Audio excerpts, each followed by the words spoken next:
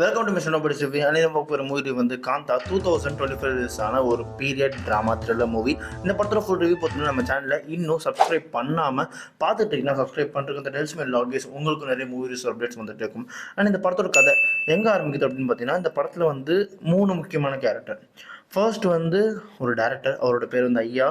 அவர் வந்து லைக் இந்த ஸ்டார்டிங் இந்த பிளாக் அண்ட் ஒயிட் அந்த சினிமா காலத்தில் ஒரு பெரிய பேர் போன டேரக்டர். அண்ட் அதுக்கப்புறம் அவர்கிட்டயே வளர்ந்து நடிப்பை கற்றுக்கிட்டு இப்போ பெரிய நடிகராக இருக்கிற மகாதேவன். ஓகேங்களா.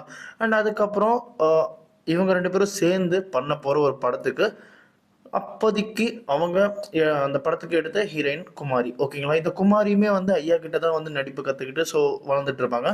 ஃபர்ஸ்ட் என்ன ஆகுது அப்படின்னு பார்த்தீங்கன்னா, இந்த மகாதேவனும் நம்ம ஐயாவும் வந்து லைக் மகாதேவன் கேரக்டரில் தான் நம்ம துர்கா சல்மான் வந்து அவர் நடிச்சிருப்பாரு. தென் அதுக்கப்புறம் என்ன ஆகுது அப்படின்னு பார்த்தீங்கன்னா, ஸ்டார்டிங் ஸ்டேஜில் வந்து இவரை வந்து லைக் இவருக்கு வந்து அப்பா அம்மா யாருமே இல்லை. ஸோ அதனால் வந்து இவர் தான் எடுத்து வளர்ப்பார், எல்லாமே சொல்லி தருவார். தென் அதுக்கப்புறம் வந்து ஒரு லெவலுக்கு மேலே பெரிய ஆள் ஆனதுக்கப்புறம் ஐயாவை இவர் மறந்துடுவார்.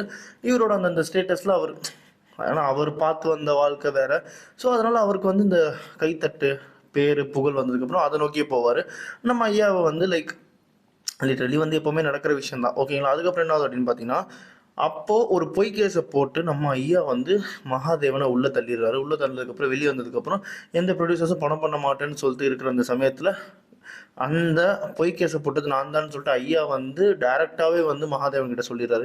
சொல்லி முடிச்சதுக்கப்புறம் லைக் அப்போவே வந்து இந்த அவரோட ஒரு படம் இருக்கும், சாந்தா அப்படின்னு சொல்லிட்டு ஒரு பேய் படம், தமிழ் இண்டஸ்ட்ரியோட ஃபஸ்ட்டு பேய் படம் அப்படின்ற மாதிரி அதை சொல்லியிருப்பாங்க.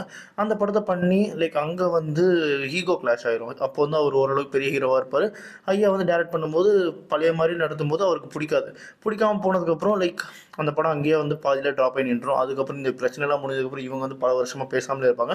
பேசாமல் இருந்ததுக்கப்புறம் இப்போ வந்து அந்த குமாரின்ற அந்த பொண்ணு எடுத்து வளர்த்து தென் அந்த குமாரியை வச்சு தான் இந்த சாந்தான்ற படத்துக்கு இந்த இந்த பொண்ணு தான் ஹீரோன்னு சொல்லிட்டு ஃபிக்ஸ் பண்ணுறாங்க.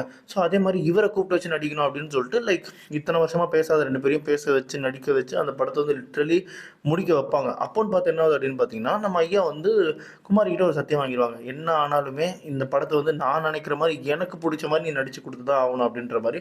அதுக்கு குமாரி வந்து சம்மதிச்சிடறாங்க. அதுக்கப்புறம் ஷூட்டிங் ஸ்பாட்டில் போக போக போக போக வந்து லைக் ஐயாவுக்கு ஃபேவராக தான் இவங்க நடிச்சிட்டு இருப்பாங்க. தென் அதுக்கப்புறம் வந்து நம்ம மகாதேவன் மேலே இவங்களுக்கு வந்து ஒரு லவ் இன்ட்ரெஸ்ட் வந்துடும். இன்ட்ரெஸ்ட் வந்ததுக்கப்புறம் இவங்க 2 பேருக்குமே ரொம்ப பிடிச்சும் போயிடும். தென் அதுக்கப்புறம் என்ன ஆகுது அப்படின்னு பார்த்தீங்கன்னா, படத்தை ஓரளவுக்கு கிட்டத்தட்ட முடிக்க போகிற அந்த சமயத்தில் ஃபர்ஸ்ட் ஆஃப் முடியும் போது நமக்கு குமாரியை வந்து கொன்றுவாங்க. ஓகேங்களா. ஏன்னா வந்து ஈகோ கிளாஸ் வந்து நம்ம ஐயாவுக்கும் மகாதேவனுக்கு தான் போயிட்டுருக்கோம். நடுவில் வந்து சம்மந்தமே இல்லாமல் இந்த குமாரின்ற அந்த பொண்ணை வந்து கொன்றுவாங்க. ஸோ அதுக்கப்புறம் இந்த செகண்ட் ஹாஃபில் அந்த பொண்ணை கொன்னது யார், தென் அதுக்கப்புறம் இவங்களோட ஈகோ கிளாஸ் வந்து முடிஞ்சதா இல்லையா அப்படின்றது தான் இந்த படத்தோட கதையே.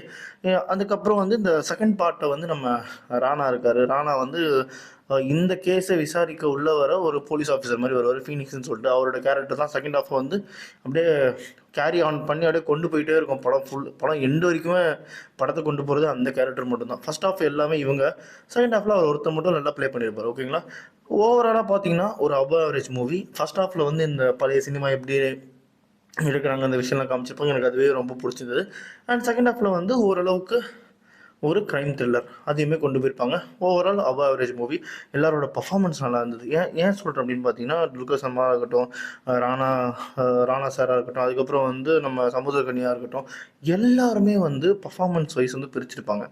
லைக் எப்படின்னா ஃபர்ஸ்ட் ஹாஃப் சேர்ந்து இந்த 3 பேர் கொண்டு போகிறாங்கன்னா செகண்ட் ஹாஃபில் ராணா மட்டும் கொண்டு போகிற மாதிரி இருக்கும். எனக்கு இன்னும் அவரோட கேரக்டர் எனக்கு இப்போ வரைக்கும் அந்த அந்த ஃபீனிக்ஸ்ன்ற அந்த கேரக்டர் வந்து உட்காந்துருச்சு தலையில். அந்த மாதிரி அவர் வந்து பண்ணிட்டு போயிருப்பார். ஒரு மாதிரி அந்த தமிழ் டப்பில் வந்து அவர் பேசுகிறதே ஒரு மாதிரி நக்கலாக நல்லாவும் இருக்கும், சூப்பராகவும் இருக்கும். ஓகேங்களா. அண்ட் அதே மாதிரி வந்து கேமரா ஆங்கிள் சரி, பர்ஃபார்மன்ஸ் சரி, பேக்ரவுண்ட் ஸ்கோர் வந்து அங்கே சில இடங்களில் சூப்பராகவே இருந்தது. படத்தில் அங்கங்கே லேக் இருந்தாலும் ஓரளவுக்கு படத்தை வந்து கொண்டு போய் முடிச்சிருப்பாங்க. கிளைமேக்ஸும் நல்லாயிருக்கும். அதே சமயத்தில் லைக் அந்த கிளைமேக்ஸ் வந்து ஒரு மாதிரி எப்படின்னா ஒரு மாதிரி கில்ட்டோடையும் லைக் அந்த அந்த லைக் இத்தனை நாள் இத்தனை வருஷமாக போட்ட சண்டைக்கும் லைக் நடந்த சம்பவத்துக்கும் சம்மந்தம் ஒரு மாதிரி லைக் கில்ட்டுக்கு தள்ளப்படுற மாதிரி முடிச்சிருப்பாங்க அந்த படத்தை. ஓகேங்களா. உண்மையாகவே ஒரு அவரேஜ். அதனால இந்த படத்துக்கு நான் ஒரு 3.5 சொல்லுவேன். இதே மாதிரி மூவி பார்க்கணும் நம்ம சேனலில் சப்ஸ்கிரைப் பண்ணுறதுனால நம்ம மிஸ்டர் நோ பட் இன்னும் சந்திக்கிறேன். Bye, have a great day guys.